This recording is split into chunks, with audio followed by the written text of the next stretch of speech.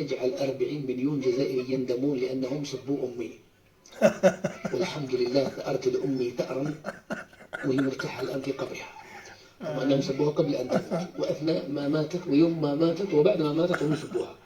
جعلت القوة الضاربة تدفع ثمن غالي وما قد شفتوا والو.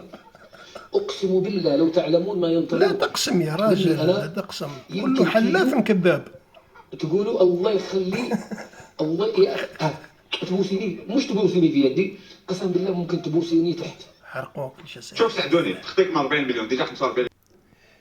شوف أسعد الشرعي، أنت راك معروف إنسان رخيص، تباع وتشترى في سوق الدعارة الإعلامية بأي ثمن. أنت تبيع ضميرك لمن يدفع أكثر، ومعروف شفناك في قطر، شفناك في السعودية، واليوم جاي تحب تربح لقمة العيش على حساب الجزائر. والله راك غالط ولدي في الموضوع هذا، والله العظيم أقسم بالله العظيم غير يوروك نجوم السماء في عز النهار. سمعت؟